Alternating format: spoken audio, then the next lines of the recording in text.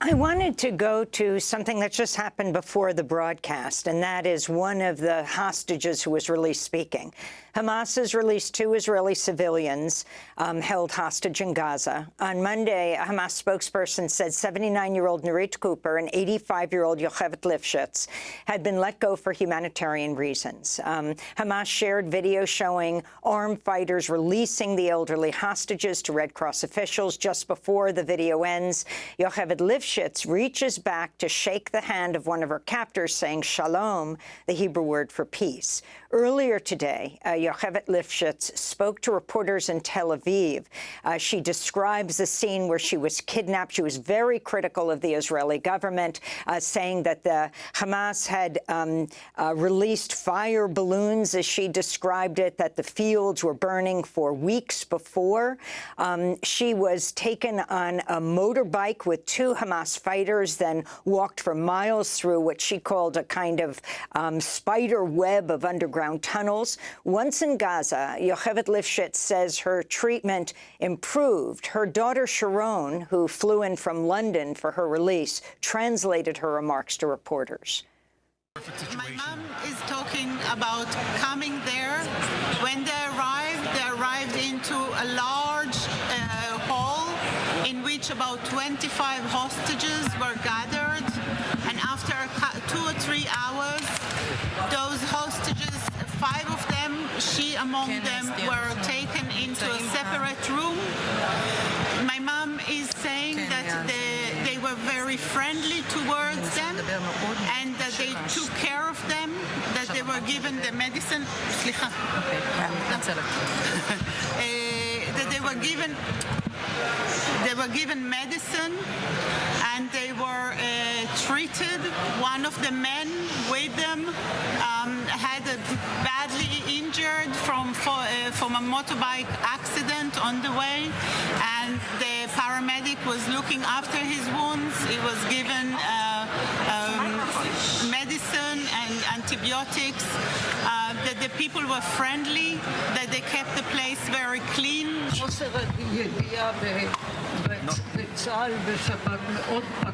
We were very hurt by the fact that the IDF did not know where are the scapegoats.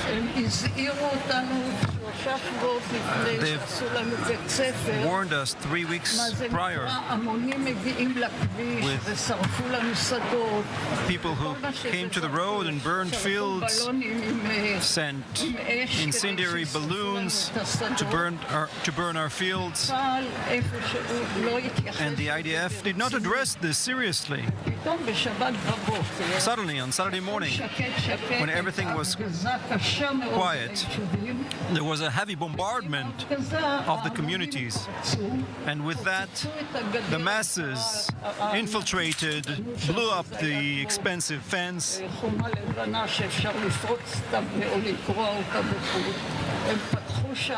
opened the gates of the kibbutz and entered in their masses. It was extremely difficult. I keep having those images in my mind. He's asking, why did you shake the hand of the Hamas terrorist in the visual? They were gentle with us. Our needs were supplied. אמא שלי אומרת שהם התייחסו אליהם בעדינות וסיפקו את כל הצרכים שלהם. My mom is saying that they treat them kindly and provided for them. That was 85-year-old Yocheved Lifshitz being translated by her daughter Sharon. Yocheved's husband, Oded, is still a hostage. Last week, the legendary Israeli journalist Amira Haas talked about Oded Lifshitz on Democracy Now! I have no idea how many people, how many of the hostages. Some of them I know their relatives. I know one of them who is 85 years old and a very brave journalist who in Oded Lifshitz, his name, I just realized it. He's 85. He was in the 70s. He exposed the expulsion of Bedouins in the northern of Sinai. He exposed it in a series of articles. I know some people that are relatives of, as I said, of friends of mine. So that's Mira Haas, the legendary Israeli journalist, talking about Oded Lifshitz. He is still a hostage. His wife, as you can see, Yocheved Lifshitz, was just released. Rami Khoury, I was watching CNN earlier this morning just as this press conference was happening, and the response right out of it, it was the host, Erin Burnett, who is in Israel right now, said clearly she's voicing Hamas talking points.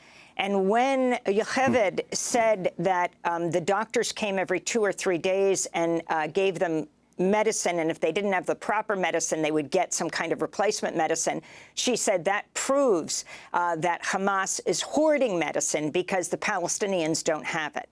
Your response to Yocheved Lifshitz, what she said, she is a peace activist in Israel who is one of the hostages just released.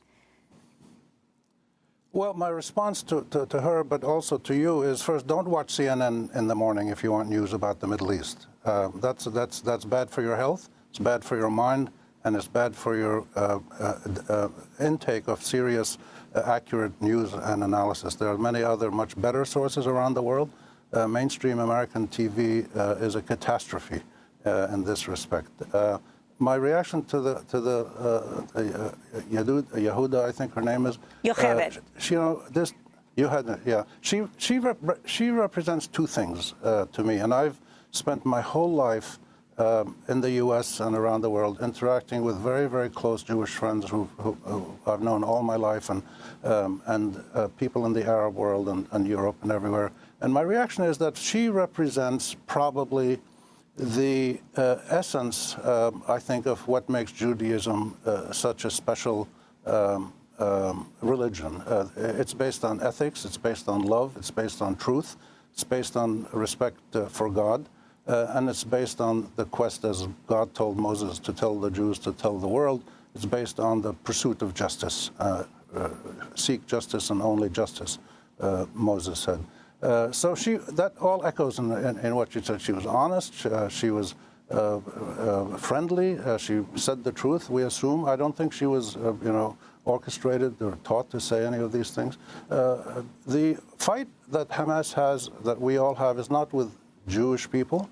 It's with the Zionist movement, which became the State of Israel, which is widely recognized around the world as an apartheid system. The second thing I recognize about her comments is how the Israeli defense system in the south completely collapsed, was totally incompetent. And those towns, those settlements, the kibbutzim in the south, are mostly located on the ruins of Palestinian villages that were destroyed in 1947-48. There was about 500 Palestinian villages that the Jewish fighters, before the declaration of the State of Israel, from late 1947 to May 48, you had militant Jewish groups carrying out terrorism, pogroms, acts of great violence to get the Palestinians out, and it succeeded. About 750,000 Palestinians were driven out of Palestine before the declaration of statehood on May 15, 1948, Israeli statehood. And there was 500 villages, and they were destroyed, and people left, and many of them are where those kibbutzim are in the south. So I think that's another factor that we have to take into consideration, and it raises the question of, where do you make a distinction between ordinary Israelis, people in the reserve forces, people in the active military? The problem is our battle is with the Zionist movement and Israel, which has done what it has done to us, and we're resisting and fighting back. But even in the heat of battle, you get human, decency shown by both sides, because we are both humans and we are decent, but we are also in a state of active, violent warfare that's been going on for almost a century.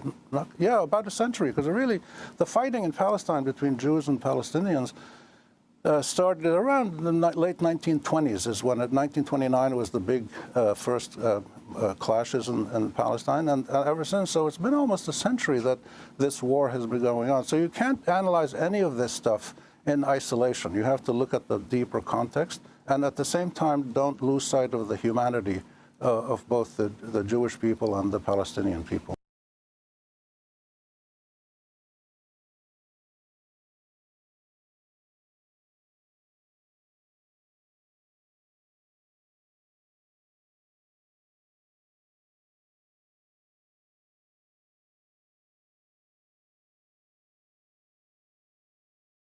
An extraordinary moment as a freed Israeli hostage shakes hands with a Hamas terrorist who held her captive. It happened as 85-year-old Yocheved Lifshitz and 79-year-old Nurit Cooper were handed over to the Red Cross. Just hours later, Mrs. Lifshitz, looking frail, sat in a wheelchair and told reporters about her harrowing ordeal as her daughter translated. She was taken on the back of a motorbike with her body, with her legs on one side and her head on another side. She said she went through hell in the early stages of her captivity. She was beaten with a wooden pole and her jewelry was stolen. She was separated from her 83-year-old husband, who is still in captivity. Finally, she was taken into the labyrinth of tunnels beneath Gaza. They walked for a few kilometers on the wet ground. There are a huge network of tunnels underneath. It looks like a spider web. My mom said that she was with about 25 hostages. She was treated well and that the people were kind to her. We do not know what is the story of other prisoners. She said each hostage had one guard who ate meals with them, pita bread, soup, and cheese, and they were given medicine and toiletries. The surprise press conference is being criticized as a propaganda win for Hamas, including by some relatives of other hostages. It's a game. As if to show they're showing the world how compassionate they are. Former Green Beret David Dizo is a hostage rescue expert. Israel still has their work cut out trying to figure out where these hostages are and how to get them out of there. There are loud protests here outside the UN headquarters in New York today, calling on the international community to help free the remaining hostages. In this poignant display, shoes are placed next to the posters of each hostage. I spoke with Alana Zajcik from Brooklyn, New York. 6 of her family members are being held by Hamas, including twin sisters Emma and Julie. There are 30 children in Gaza right now in the hands of evil, and I think we all have to come together to help bring these children back, to bring all of the hostages back.